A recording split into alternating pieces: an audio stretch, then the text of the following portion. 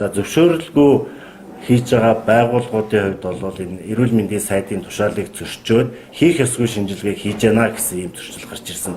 Тухайлбал энэ хөдөлмөр нийгмийн хамгааллын яамны харьяа, сэргээн засалт хөгжлийн үндэсний төв, халдвар төвчин судлалын үндэсний төв, илбэрэлт хүслэн лаборатори, хулангийн хараа хувьцаат компани, Централ лаборатори, Баянзүрх нэгдсэн эмнэлэг, Чингэлтэй дүүргийн өнөр үжин лаборатори, Гойволтой аймгийн цогц гэх мэт лабораториуд бол энэ зөвшөөрлгүйгээр энэ шинжилгээг хийж эрүүл мэндийн дэвтрийг энэ худалдаа үйлчилгээ эрхлэгчид олгосон ийм зөрчил илэрсэн байна. Хоёрдугаар зөвшөөрлгүй хаяг байршилд байхгүй аймаг нийслэлийн эрүүл мэндийн газрын судалгаанд байхгүй ийм эрүүл мэндийн байгууллагууд зөвшөөрлгүй байгууллагууд энэ эрүүл мэндийн дэвтэр дээр үзлэг шинжилгээ хийж тараасан ийм зөрчил гарсан байгаа. Тухайлбал энэ нийслэлийн бомбод ТЭ лабораториуд бол энэ шинжилгээнийг хийж тараасан ийм зөрчил дутагдал гарсан байгаа.